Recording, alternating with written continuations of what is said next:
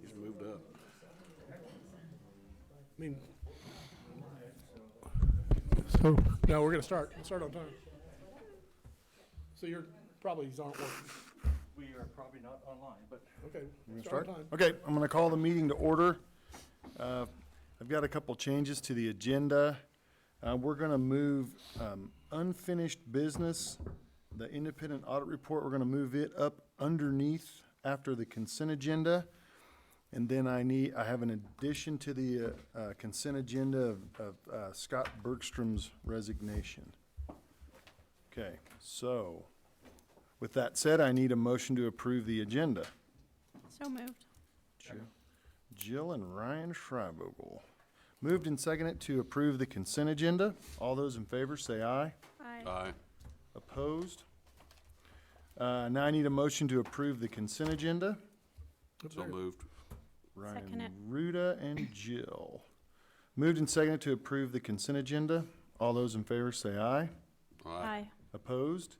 Okay, so now we'll have the independent audit report. Okay, as you well know, as a piece of law in the state of Kansas, all districts have to have a independent objective audit of our fiscal and business operations. And, you know, we've got a long-standing relationship with the group from Kennedy, McKee and Company from out of Dodge. And Pat is here tonight to provide you the report from this latest year's audit for the 2021 school years. So 2021, I guess. You said speaking to the microphone, right? there you go. I'll do my best. I brought Chastity Farr with me. She did the audit this year, and so just in case I mess something up, she's going to correct me. The loose letter in the front is the governance letter, which we're required by professional standards to talk to you about a few things that we did during the audit. First thing is we look at your accounting policies, which are the significant accounting policies of the district are all listed in Note A to the financial statement, and there were no real changes to those from the prior year.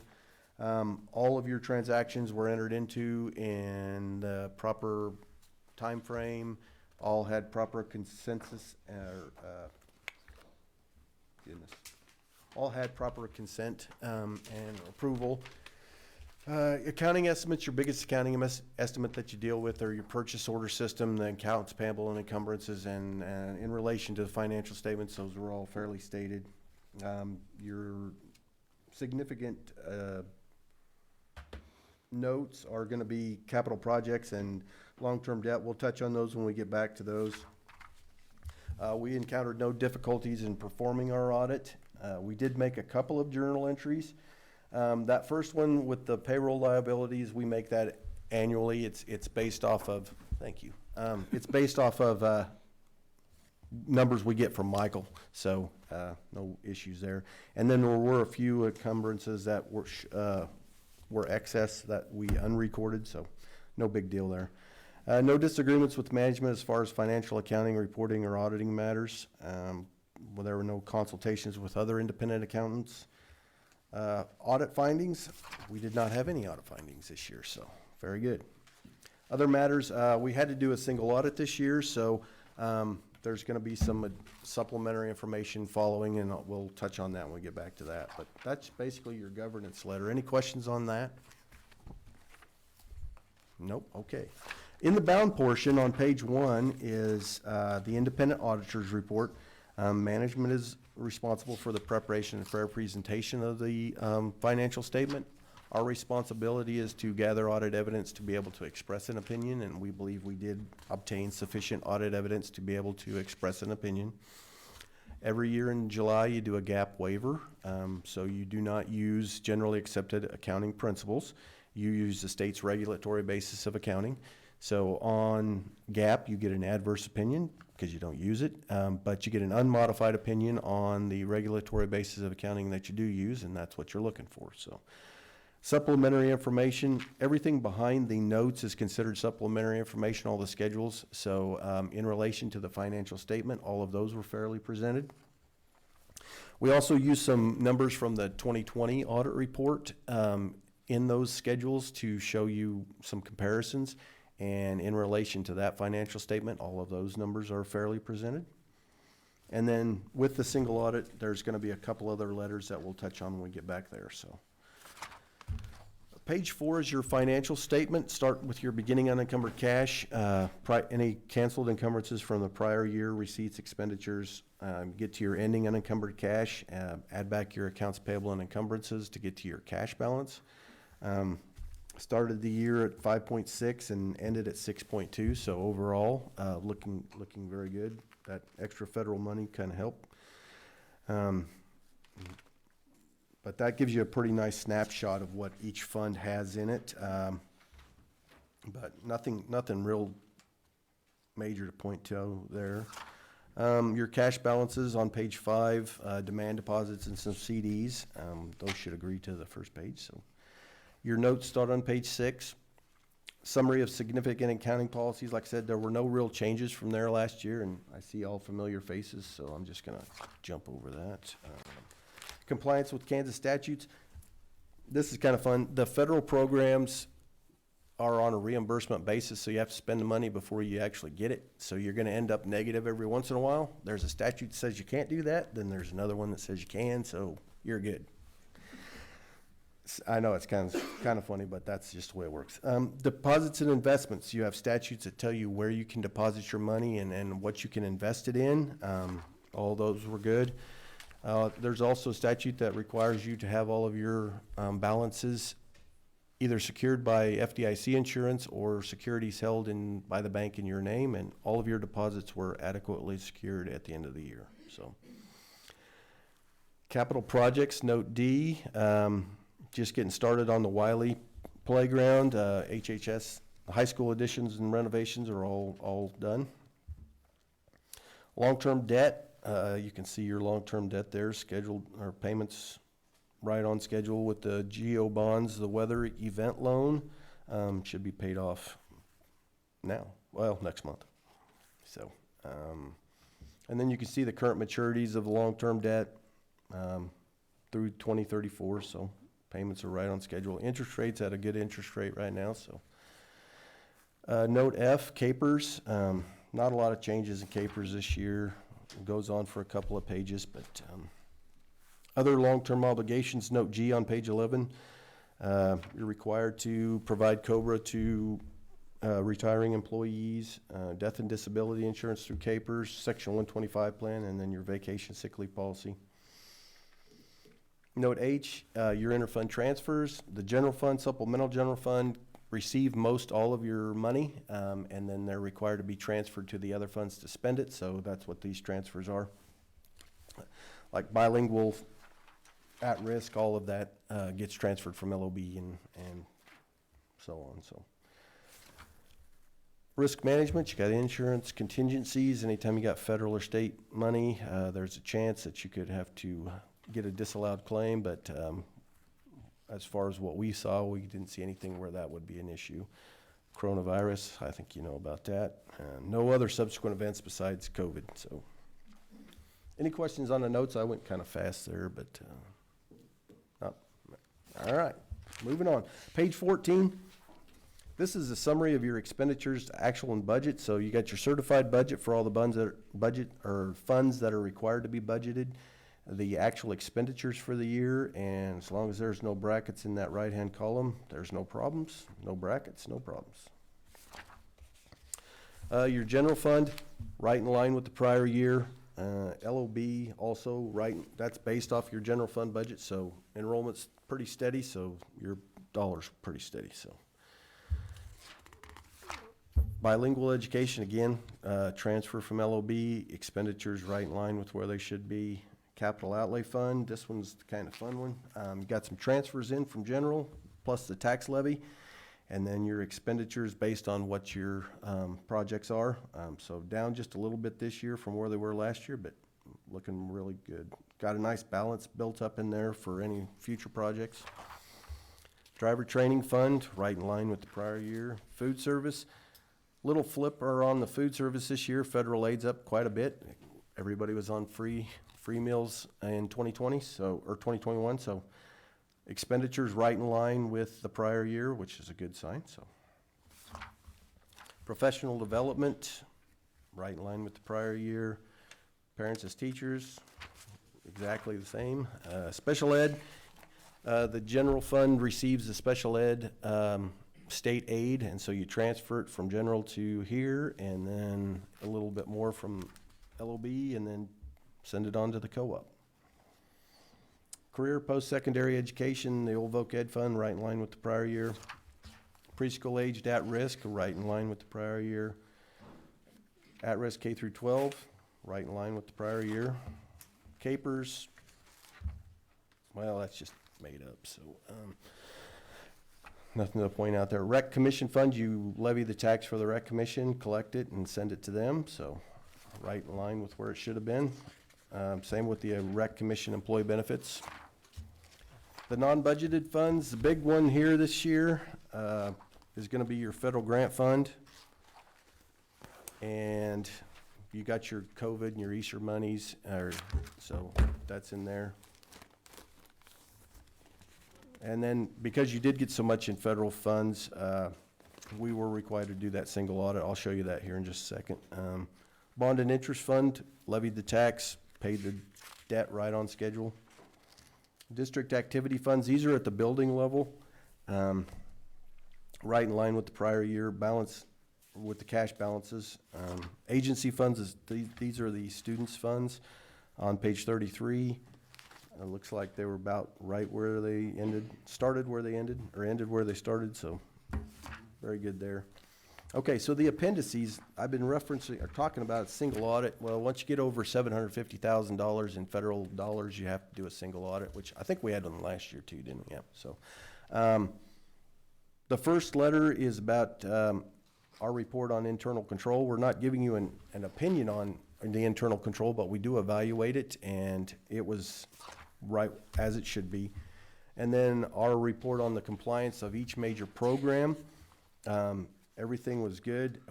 Like I said, we didn't have a single finding on the single audit, which is rare. We can usually find something, but you guys were right where you needed to be. And then, so on page 39, you can see all of your federal expenditures. The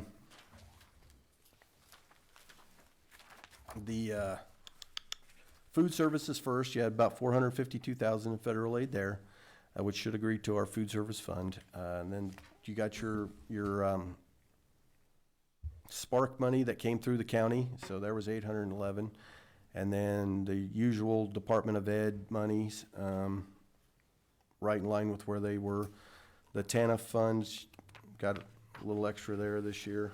And then the last one was another COVID-19 grant through the Adjutant General's office. So, but your expenditures were about 1.8 million.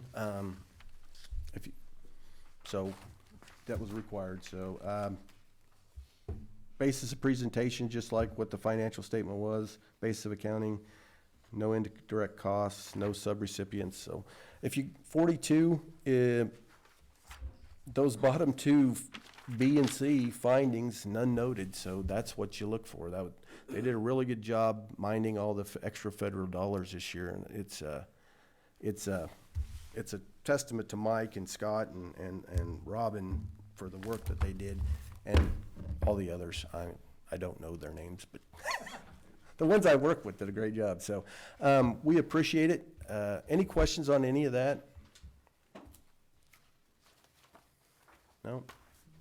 No. So, like I said, real clean, nice job. We appreciate doing it. We want to thank you for allowing us to. I gave Scott an engagement letter for next year's audit, and then we'll file this stuff with the feds and the state tomorrow, and should be good to go for another year. Thank you. So I'll take the opportunity to, kudos to Mike and Robin and Keisha and Krista, all the people who do all the work behind the scenes on this, because obviously there's a ton of detail, and to come through this as clean as it is, I mean, that's impressive. So, and we need to just send Chelsea out from now on. Yeah, chastity's good. Yes, keeps it nice and clean, so. Yeah, keep it nice and clean. We So, appreciate it. I recommend to the board that you accept the approval of the report. I'll make that motion. Okay, Jill, Second. Ryan Ruda. Moved and seconded to approve the independent audit. All those in favor say aye. Aye. Aye. Opposed? Thank you, guys. Appreciate it. All right, now we're gonna move to recognitions. All righty, we got something special tonight. Wheatland, representatives from Wheatland are here. About a month ago, so called out to me and said that the Capital Projects Retirement Project or Program, the USC 363 is in line to receive some monies or credits for the future. And they brought out a big check a la Happy Gilmore and give us an opportunity to Photoshop, get a picture with probably Matt or his designee. Oh, he's pointing at Jill. But Sarah, if you didn't want to say a little bit. love to Sure. hear it. Hi, good evening. I'm Sarah McClure. I'm a Key Accounts Manager and part of the Member Services Department at Wheatland Electric. Shajia Donaker is our social media specialist, and she's also part of the Member Services Department. And we get to have all the fun. We get to go around and present things like this with you. And this is your capital credits retirement that we give back to you. So every year, Wheatland trustees evaluate the financial condition to see if any excess revenues can be returned to the members. And we usually have money to return. So this year we returned a total of $1 million back to the members. And Holcomb Consolidated Schools received $6,195 excuse me, $80. You saw that as a bill credit on your December bill. So you've already received the money, so obviously we're here to just, yes, take a photo. We appreciate it. So if you're ready, we are. Hey, you're the one that won an award. I'll have you guys stand right Take the credit. This mic out of the way. Do you mind if I just pause this? No, I think they're gonna leave it here and we just take it to the bank. You get it twice. I don't know what he's talking about. Thank Got a you. big cookie for Valentine's Day. Right. Thank you, ladies. At least you had the right coat on tonight. Thank you very much. And thank you, Wheatland. Also, in the recognitions, I do want to take the opportunity to, I couldn't be prouder of the leadership, the principals, the directors. Since the January board meeting, it's been mercurial at best, the numbers as we came through the first 3 weeks after the January board meeting. It's really all settled down now. I'm talking about the COVID numbers. And basically my mantra to everybody was keep your head on a swivel and we'll adjust as we need to. We're as we have no janitor in that building, no secretaries, no cooks. I mean, every day we came in and were just keeping track of the numbers and trying to keep things going, and they did a great job just by rolling people around. Never had to miss any educational opportunities or educational time, and that does not happen in a vacuum. That only happens because the leaders are looking forward and thinking. And the night previous, principals are blowing up my phone with, I've already got X number of people out. And then the next morning, we'd compare again, and if we needed to move people around, we did. And they handled it real well. And so every division of the district was impacted for about 2 weeks. And we were able to keep going. And at the time, I think it was like 27 different districts across the state shut down because of this kind of thing we're talking about. But I don't know, maybe if 2 more people had gone, maybe we would have. But we kept going. So kudos to the leadership. Thanks, guys. Well, and we had some snow days too. I was after the fact, and that did not. That made my daughter happy anyway. Well, that's just for your daughter. Yeah. I know. Darn us. Okay, let's move to financial reports and Mike.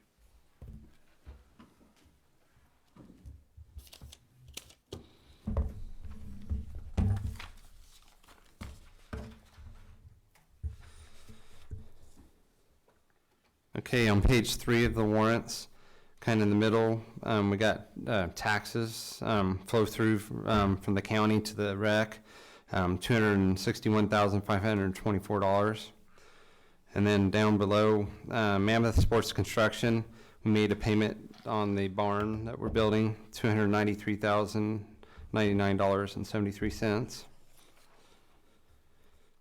And then on page 5, a payment on some of those textbooks for the ELA that you guys approved came through, $69,508.88. So with all those extra things there, brought our warrants of $905,213.83. So, but it was all those three things I pointed out. That's why we're more than normal, just so you. Yeah, you take those out and we're right back down to where we normally are with our monthly warrants in the 300s, so. Well, that's not every month. Yeah, we won't continue at that pace. And then page 10, you'll notice we have a little bit more cash because we got county tax money came in January. So our cash balances look a little bit nicer. And then our fund expense summary, me and Scott were looking at and we're where we expect to be with our budget at this time. So we're glad to see that. And then we have the transfers, and then back behind that are high school and middle school reports. So if you have any questions. So no parentheses on the budgeted to actual expenses, huh? All right, well, if no one has any further questions for Mike, I'll entertain a motion to approve the financials at $905,213.83. Curtis Second it. and Jill. Moved and seconded to approve the financials. All those in favor say aye. Aye. Opposed? All right, no public patron concerns, so administrative reports and Dr. Myers. Got a couple things to talk to you about this month. I don't know if you've heard from I'm sure I wrote to you about this, but the state of Kansas has created a temporary license for individuals to be able to serve as substitute teachers. This sunsets in June, and the bar is set at, in order to qualify for this, individual needs to be a high school graduate, needs to be 18 years of age, has to be able to pass the fingerprint, the state background check. It's beyond what we do. It costs like $50, but that's part of the requirement. They need a commitment to hire from a district who says, yeah, we'll use you as a sub. The individual then needs to be supervised either by the principal or some specialist, within the school system. And then they can come in and sub, or serve as a sub. This speaks to the crisis, I guess, across the state of Kansas in finding people to serve as teachers and or subs. And, earlier when I was talking about putting the head on a swivel and moving things, well, sometimes people are sick. They have kids who are sick. We locally have had 2 people who are pursuing this as we speak. We've not used them. I don't think the licenses have come through yet. But when they do, we'll use them. What we will be doing it like we do with all our subs, though. We only hire people as half-day increments. So if we pull somebody out of a para position, let's say, for an hour or something like that, that would not impact this at all. But if, let's say we do have a para who wants to put in and go this way, we would look at whichever compensates them the most, which is most advantageous to them. And it probably would be doing the sub work. So, but we're not going to parse it out by hour. That's just not how we do it with our subs themselves. So anyway, that's coming. If you know people who are 18 or older who are high school graduates, people out there listening to this, if you're interested, give us a holler here at the district office. We're here to help you. So that does speak to what's going on across the state. Last I knew on that, like a week and a half ago, there were like 250 applications at the KSTE, mainly from the urban centers, but people are utilizing this particular approach. The positive to it, as far as I'm concerned, is if we can actually use this as a vetting tool and maybe build some teachers out of it.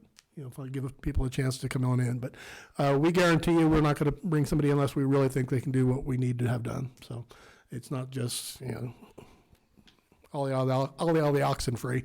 We're going to make sure that the people we bring in under this particular license can do the job. Number 2. I talked to you last month or 2 months ago about the state Spark efforts. There's monies at the state level, lots of money at the state level for Spark type activities. And Dr. Ruda, I'm not in the right list serve, I guess, but he sent me the notice last week that, hey, by the way, the actual application is due on the 16th. So, all right, got going on it. And this is, if you recall, the CTE building idea with the concession stand and restrooms. The ask we'll be making is $700,000. I did reach out to the districts in Kearney County, and in theory, or in nothing on a piece of paper, but they do want to participate. This helps our application. I spoke with one of the people who sits on the actual committee at the state level to make choices, and that was stressed. The more we can spread this out, the better off we are. So we'll be doing that, and they don't have to sign anything at this point, but you know, they've in the spirit is willing. They'd like to see, because it's an opportunity to grow their CTE programming as well. If it goes how we think it would, I'm thinking initially we'd have like 10 kids per year come through it, and ultimately grow it to like 30 kids. And what we're looking at is, you know, workforce development, particularly in the building trades. That's our focus on this. That's exciting work, and I'll get my writing done and submitted on time.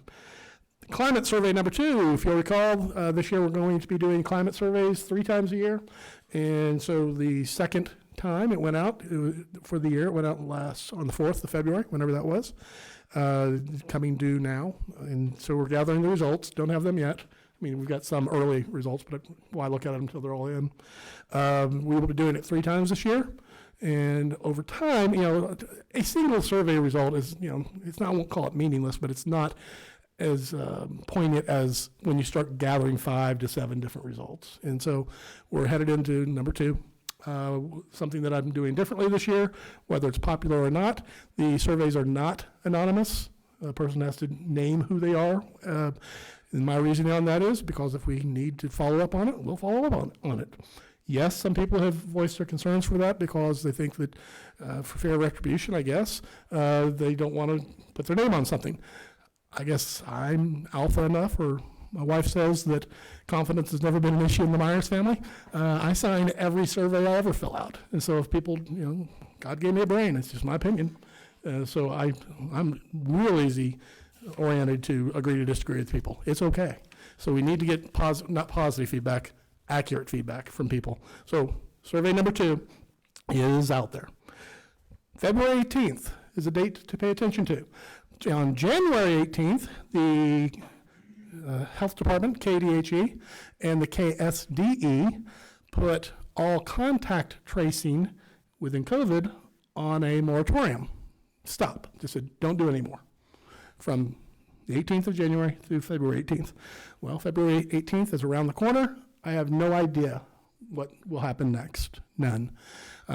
They could say, we're going right back to how it was before with all sorts of contact tracing, or it could be, forget it. I don't think they'll publicly say it that way, but I will say if you look at our numbers, it's incredible. As far as our reported numbers are just, we went back to level 2 last week because the numbers of the data dictated that we do so. So we will see. Now, I don't want to get cocky here.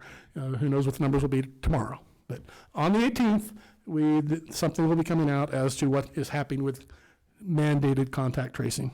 What we've done is stuck to how we always have done it. And that's basically, if we know there's a case in a classroom, the nurses contact the families and say, hey, you might want to watch your child because this was reported. That's that. I've got an inside person over at Garden City Community College. Difficult to work with at times, but they're in the process of replacing their turf on their football field. And so someone came forward with the idea, not me, it's a great idea, I'll give it to Miss Jill George, that could we possibly get hold of some of that turf and use as somewhere around the farm itself, the barn we're building. And my thinking on that is it'd be a great transition piece. Like you go the length of the building on both sides, it has doors, and go out 30 feet, then maybe, just maybe, I mean, you can put that in. Well, Mammoth, the people who are doing our construction, it's the same group that's doing the football field work at Garden City Community College. So I called up my contact and said, you're going to give that to us, right? He said, no, we have to bid it. Law dictates this. I know. What good is it knowing somebody, right? So my understanding is in the near future, there will be a bid process of some sort for possibly getting some of that turf to be used around the farm itself. I don't know the timeline on that. Dr. Ritta, is there a timeline on that? Our project will start the second week of May.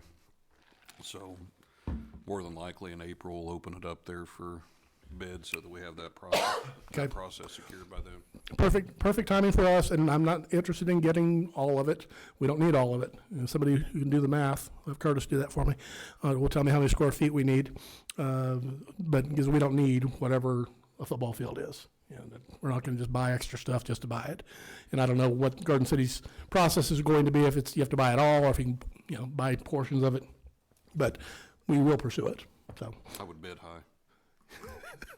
Will we at least be privy of the bids? No. We want to have any kind of inside knowledge? I can call and say that you need to up your bid.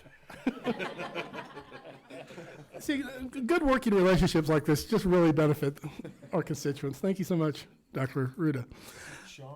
The final item is just to remind everyone, the March meeting is a week earlier. It's on March 7. This is due to spring break, and we go back to our 7 o'clock start time.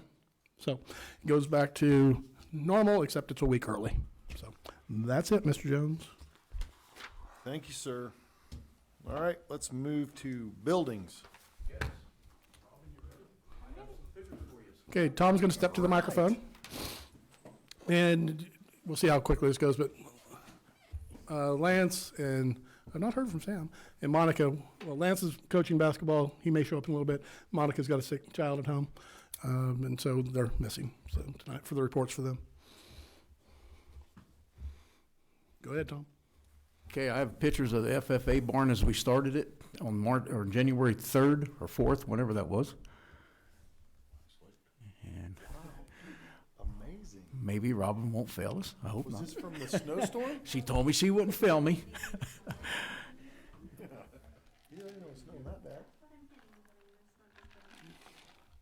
Looks like it's on. If we don't get the pictures to show up, Tom will do an interpretive dance to show you what it looks like. I got them on my phone, so we can pass the phone around. Yeah, there we go. We can dry erase marker it.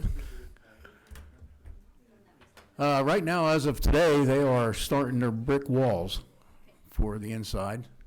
They wasn't going to do that right away, and they decided, you know what, we got time, so let's do it. There's a picture of the plumbing for the restroom, which I don't know if that thrills anybody, but it does me. Down the road, we're going to need to know that. And that's the start of all their forms and their gravel. And okay. That one's where all the water lines come up, and that's going to go into a wall cavity, and then they'll have all the shutoffs and all that in there. And that's part of that plumbing you seen earlier. And there's the start of their first pour. I believe that was 2 weeks ago. And that's part, you can see the concrete there to the right of the screen there, and then where that guy's standing with the mesh, that's where the pins are going to be. Wherever you hold the animals, that'll be the dirt. And that's just another picture of what I just said. Did you go backwards? That's it? No, there should be a couple more. Okay, then that big part over there where that guy's kind of kneeling down, that's more of the pins that we're going to have. That's it. And there's the last pour. That'd be the west side of the building. That's where all the plumbing is, and today they started putting walls up. Gee, look at all that waste concrete. Yeah, and it's on the agenda later on to talk about the farm stuff. We can kind of meld it right here. But Right. one of the things that I'm excited about with working with this company is they keep us informed, they stay on time, they're real good with communication. And if something's not quite right, they fix it. Tell them what they did with the pulled out some of the concrete. We had two spots of concrete on the first pour, the very first day, when that wind was blowing hard and it's cold, and they put tarps over it. And when they pulled the tarps out, it kind of scuffed the concrete up. And I went up there and looked at it and said, yeah, okay, it's an FFA barn, but it doesn't look the best. And they tore it out anyway. They tore out 3 sections, so probably At their expense. at their expense, yeah. Yeah, and I was really happy to see that. And then the guys left on Saturday that did the concrete. Then they got another crew in to do the block work. And the guy told me on Friday night, he said, when I leave, I guarantee you, it won't even look like I'm here. And he wasn't lying. The rock, gravel, everything's out. Dirt's filled in. It looks great. They're definitely a great company. Well, when they must have been putting the forms up, and it was a Saturday, I remember, and I just happened to be coming back from town, and I looked over there, and it looked like a bobcat, and the lights were on. I'm like, God, man, they left the lights on that bobcat. They were up there working on a Saturday. Yeah, So, yeah, they worked on Saturdays, and they got the little stem wall poured and everything, so all the flat work is done. So the next thing is, after this block, I'm just waiting on steel. Yeah, I went and drove around up there, 3 o'clock or whatever. And there's growing walls. Yeah. There's cinder block walls being Yeah, built yeah. as I we went speak. Went up there about 5 and seen them, and the guy up there, his name is Terry Barnett. Am I saying that right? I'm not sure. But he'd welcome everybody up there. He said, as long as you come see him in his little trailer house, little red box thing, he'll give you a hard hat, and he'd love for you guys to come up and talk to him and look at it. So he said, everybody come on up and check it out. Thank you, Tom. thanks, Tom. All right, so Lance is coaching, Yeah, nothing further for him. Sam is Nothing further. coaching, and Monica's sick child. So, Mr. Ackerman? Okay, so we will move to Mrs. Albright with Wiley Elementary. I just want to touch base on our ELA curriculum, Amplify. We had our first training for Holcomb and Wiley Elementary staff on February 4th. It's one component of the adoption, and it's the digital resource called Amplify Reading. And we've learned through this process that each component is named something different. This is the student program that they'll get on, and it starts with an assessment to place them at their current academic level.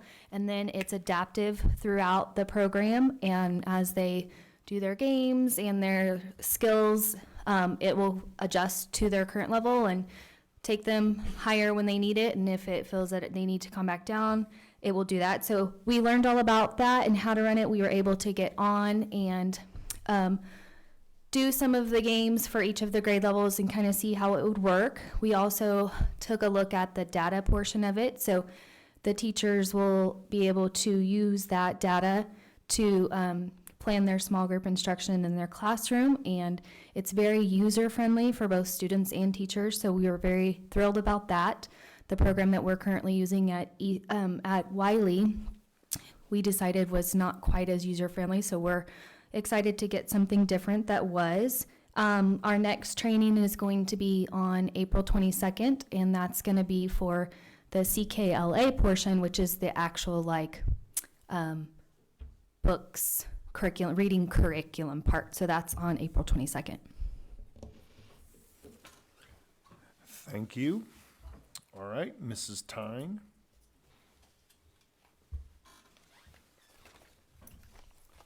I will just add a little bit to what Amy just said about the Amplify reading training. One of the things that I really liked about it is that each grade level looks different. It's a different world.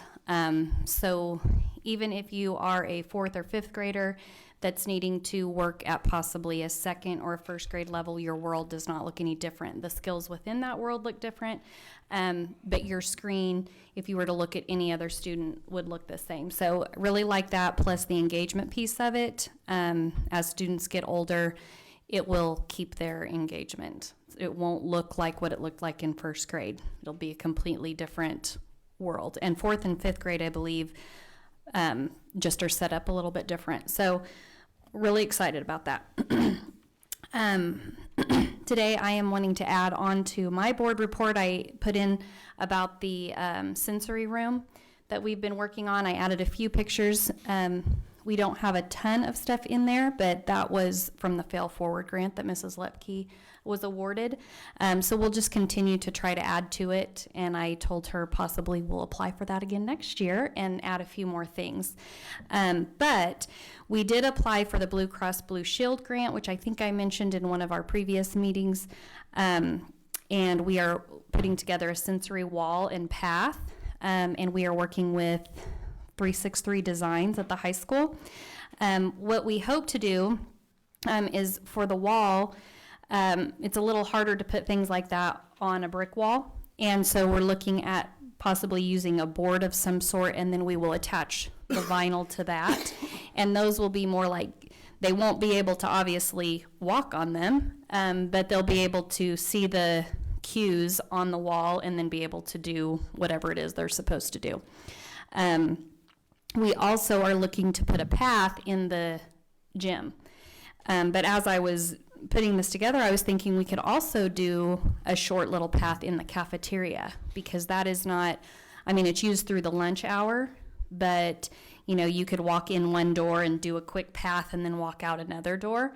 So we're looking into that as well, and that would just be basically a place for a student if they need to move, if they need to take a break from the classroom, and it's a way to channel the wiggles in a positive way. So sometimes when we walk down the hall, we get our hands everywhere they're not supposed to go, like the person next to us, behind us, we're dragging them on the walls. So, you know, one of the areas that we have is right in the hallway, and it will be opposite the dot wall. So I know that you guys are familiar with that. There's another huge orange wall there, and so we're hoping to attach it in that area. So pretty excited for that. The other thing that I just wanted to mention was that I heard turf. So of course my ears perked up. Because we are working on the outdoor learning lab, and we have not gotten too far yet, but this semester is when we're working on the 3 fail forward grants that will get that process started. And of course we can make do with the grass that is there, but I'm going I'll to talk let you know where Scott's bid comes in there, and then you can just outbid him. Okay, well, I have a meeting with him, not tomorrow, Wednesday, but Stay on Dr. Ruda on that one. I will. I do want to follow up, since both Randy and Amy mentioned the sensory stuff. Since I've been here, at least, it's one of my focuses is trauma and helping not just kids, but everyone regulate. You know, just because what harkens back to Maslow's hierarchy of needs. You can't go up the pyramid of learning unless you are centered yourself. You know, the very bottom one is safety and security. You know, then have you been fed? Do you feel comfortable? Okay, well, there is trauma in this world, and so we have, right here in Holcomb, Kansas, and so we have very cognizantly focused on this. You know, that's at our admin meetings once a week. We talk about this. You know, say, well, what do we need? You know, for our people, for our staff as well. You know, just helping people to regulate. The ultimate goal here is you know, teaching people how to fish. And so these sensory rooms and sensory walls, if you look at Amy's report, she has pictures of her sensory walls. Just the idea is for kids to figure out what it is to help them combat their acceleration. You know, as we all get, you know, everybody in this room at some point in time might lose your cool. Well, how do you calm down? Do you count to 10? What do you do? And as younger kids, they don't really know what to do. So we're trying to help them with it. Something else I do want to mention, because I just love listening to Randy talk at times. Channel the Wiggles is a new one. She introduced me to somebody riding on the struggle bus recently. I was wondering if the struggle bus runs over people at times. Channel the Wiggles. I've got a new phrase. it from Randy. does. Where's the room at? In The sensory room? So it's the room that's right across from the door that goes into the garage. So it used to be the teacher workroom. So we squeezed that in with our conference room. And so, because we felt it was important enough to have that area, so. All right, thank you. All right, Mr. Hawkeye Helton tonight. First, I would be remiss if I didn't mention that Mr. DeWolf is over there. He didn't kick Jerry out of his spot, but he is interning, working on his degree in educational leadership. He's the third I've had since being here in Holcomb. Truly blessed with awesome people at the middle school. A lot of natural leaders there. So wanted to make sure I gave him a shout out for that. 2 things. One was in my board report, and I was absent in January, so I didn't get a chance to talk about Nape, the National Assessment for Educational Progress. It's a test. Nape reports directly to the Federal Department of Education. And so at random, in each state across the country each year, X amount of schools are randomly selected to participate in their norm reference test to give the federal agency, the department, data on how our schools are doing. The middle school was selected this year, lucky for us.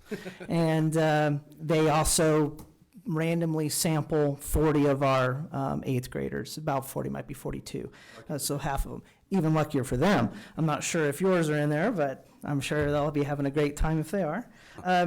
It was originally scheduled for January. The snow, when it came, it pushed it back, so it's Friday the 25th. We'll put a reminder out to families about it. It will have no bearing on their grade whatsoever. So I want to stress that point. They'll do a 2-hour test on math in the morning and a 2-hour test on English in the afternoon. The reschedule happened to line it up with an afternoon social with ice cream, so that'll be a great way for them to end their day after that. But that's coming. But again, I just want to stress it will not impact their grade at all. The second thing I mentioned, also related to 8th grade, we're having our first lock-in meeting, the 8th grade celebration that we have annually in May. First parent meeting is tomorrow at 6 at the middle school in the library. If you can't make it, it's okay. The first one usually is brief, just kind of going over what we like to do, some ideas the kids had this year. I'll share that with you. If you can't make it, we'll have a Facebook page coming up soon, a new group, just for families who want to help plan that. So we'll have more on that coming. Thank you. Thank you. And Jerry is attending the state conference on the establishment of virtual schools. Remember, we're in the process of that, working on that. Thus his absence tonight. He's just not working here. But I will mention, it's in his report, we're looking at moving around some of our CTE offerings, which will better utilize the skills of our people and provide us other opportunities, particularly with the farm being built.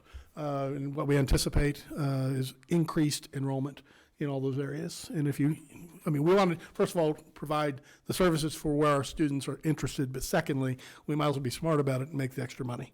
CTE students, it's 0.5 funding, so the more students in a pathway where they want to go, it's a win-win for everybody. And so they've been looking at where the numbers are headed, and it just makes sense to open up other opportunities that will be utilizing the farm. So that's the add-on for Jerry. All right. Well, let's move to unfinished business and KASB policy update. This is the second read of policy recommendations from the KASB. There's nothing really new to mention about it, but I recommend that we accept them all. The one that really does lead the pack, it is important, is it gives us freedoms to give credit for work-based experience and clarifies test-out policies. I'm very interested in that. Once again, as we talked last time around, I don't see why we can't get an English credit for somebody working at McDonald's. We just have to figure it out. Now, they better do Macbeth while they're doing their work at McDonald's, because that's... Beth Big Mac? There you go. Happy to walk through if you'd like me to, but they're the same recommendations of last month, with the one that I really want to point out is it clarifies our ability to give credit for work-based experience. I recommend that you adopt the proposed recommendations from the KSB policy update. I'll make a motion to approve the board policies. Okay, Casey? Second. Brian Schreivogel. It's been moved and seconded to approve and accept the KASB proposed board policy changes. All those in favor say aye. Aye. Opposed? All right, farm project. I just wanted, we had it in the report, but I just wanted to give it its own shrift as well on the agenda itself. Could not be more pleased with how Mammoth is performing. They say they're going to do it, they do it. They under-promise and over-produce. That's the best way to do business as far as I'm concerned. So as we already spoke with, they're growing their cinder blocks, redid the concrete without us, saying they had to. They're continuing on top of things, and we're headed into phase 2. Phase 2 is where we actually get the pre-engineered metal building. I mean, it won't be here for a while, so we're going to see all this work done, and it's going to sit for a period. But a lot of work has taken place with the infrastructure, the electrical, tying in the water, everything that needs to be done. thousand details and all that. What's exciting about this is, besides we're in the right spot for phase 2, all the academic opportunities it's going to provide us. Expands the CTE, I already talked about that. But I'm most excited about this because of the success skills that'll be driven home continually from kindergarten up. Now, I'm a true believer in letting the buildings achieve the goals as they best need to. But if I were king of the world, I would have an animal for each building. An alligator for Wiley, a chicken for Holcomb Elementary. I don't know. A goat? Probably need to have a goat because you show me an animal that needs to be taken care of, I'll show you some. A guy I look up to actually said to me, the cow's got to eat. Somebody said that to me once. That is a success skill, is what that is. And so I'm excited about that concept, that we'll have project-based learning taking place all the way from K, well, maybe pre-K, all the way up. A lot of details will go into that, obviously, but this is a district project, not just a high school project.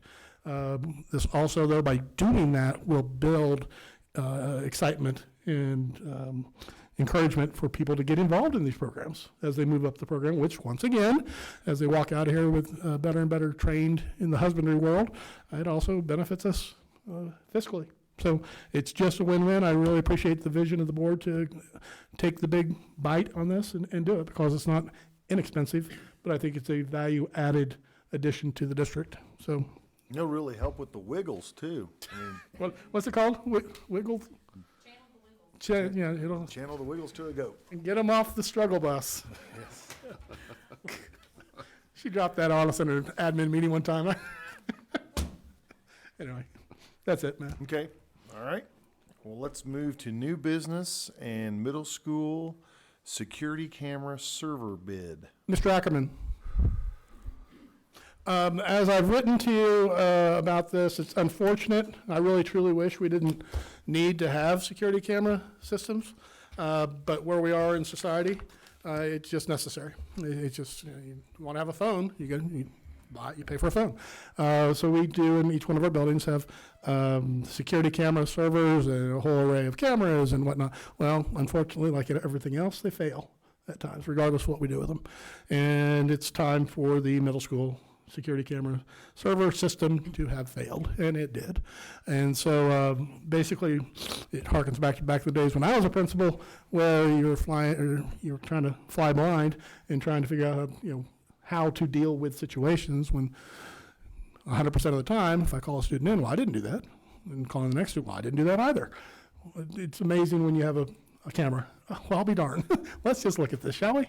And so we're in the process of needing to replace that. Randy's headed this up and put out bid offered or requests for bids, and has come forward with 2 different bids. If you want to talk through those a little bit, Randy, if you'd like. Definitely, the middle school server was the oldest of our camera servers in the district, and we were getting some non-recording times that in the hard drives were failing. The licensing had to be renewed and on all of it. So when the bids came back, each of the vendors looked at the replacement or repair of the server that we had with the additional software licenses, or just purchasing a new server on top of that instead. And that came back as the best option. When they figured out the time, they would have to invest in that. And then the software license is involved in that. The high school security camera server, I believe, was put in 2 years ago at the high school, and this is roughly the exact same cost as that server there. So they came back with a pretty good price. It's expensive, but compared to what we did 2 years ago at the high school, it's very comparable. And if you recall, in Kansas, if we're going to purchase anything for over $20,000, unless it's proprietary, the whole bid process that takes place. But the law actually gives the boards the options of choosing the best bid, not just the lowest bid. Just so happens this time around, the best bid is the lowest bid because the CNC group came in with a low dollar amount, but that's the group with whom we've been working throughout the time, so it would have been, in my opinion, probably the best bid anyway. It would have, yes, I would have recommended it too. But this is nice and clean this way because it is the lowest bid. So with that, I do recommend to the board you accept the bid from the CNC Group to provide us with a new middle school security camera server and everything that comes along with it for the bidded amount of $26,000. I have a question, Randy.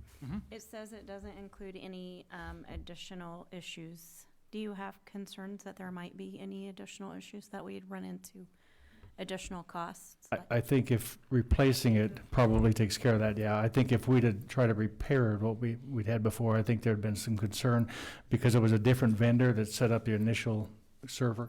And so the new company coming in really didn't want to be held responsible for what might be defective on the, or just had failed over time. And so I think that's pretty standard, just something in there. But I think their CNC Group does a lot of service work in the district, so we feel pretty comfortable with that. Okay, thank you. Mhm. I'll make the motion that we accept the low bid, but from CNC and Okay. have the server replaced. Jill, Second. Ryan, Ruda.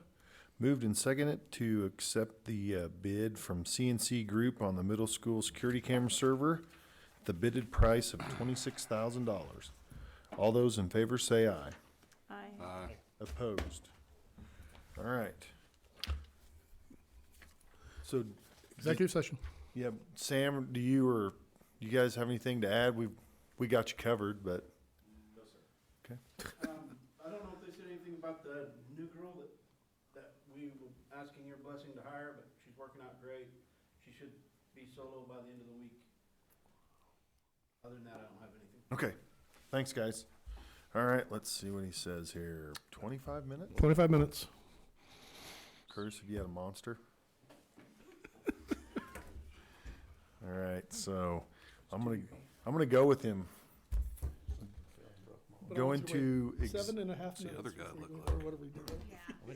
Okay, we're gonna go into executive session at 7:05 for 25 minutes, including Dr. Myers and The principals. the As principals, needed. as needed. So moved. Okay, Jill and Curtis. Moved and seconded to go into executive session for 25 minutes at 6:05. All those in 7:05. favor, 7:05. God. All those in favor say aye. Aye. Opposed? All right. Didn't do 2 and Yeah. 37 seconds. I thought, I knew. I was like, he's gonna.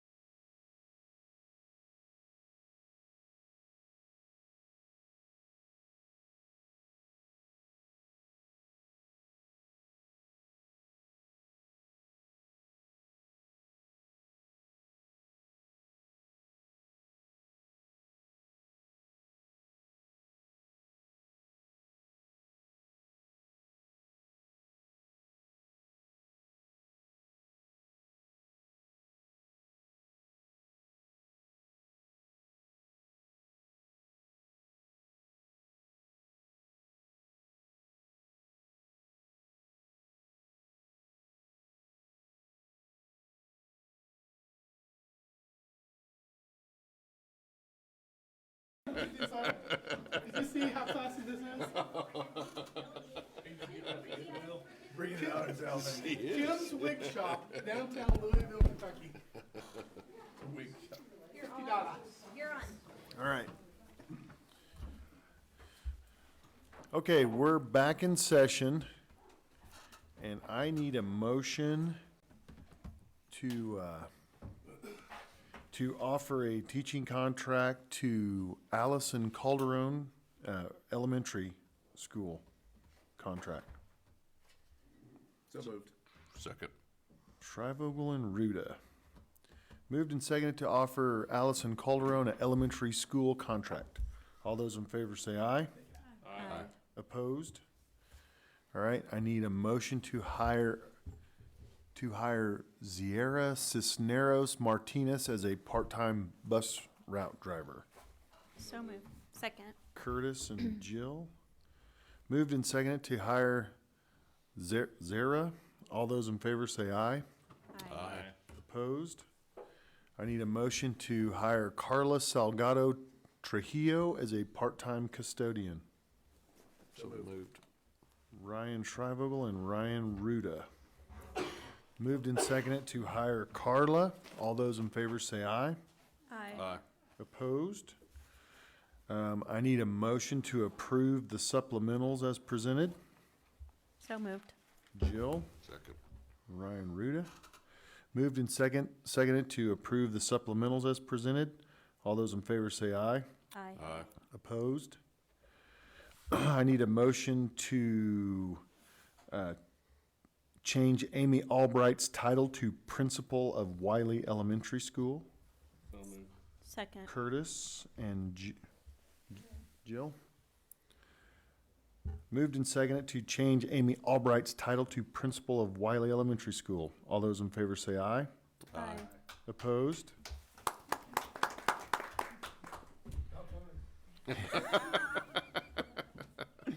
And then I need a motion to move all of our principals to 2-year contracts, So moved. beginning the next contract. So moved. Second. Jill and Ryan Ruda. Moved and seconded to move all of our principals to 2-year contracts, the next contract cycle. All those in favor say aye. Aye. Opposed? I need a motion to adjourn. Yep. Ryan Ruda, Second. Jill. Moved and seconded to adjourn. All those in favor say aye. Aye. Opposed? We're out of here. Hey, tell you this, Dr. Rubin, now I remember Randy's need for turf. Good job, boy. You best be. Yeah. Highest You best be bidder. sharp- You best be sharp as that pencil. Highest bidder. Run for Randy. There's a whole bunch of it rolled up.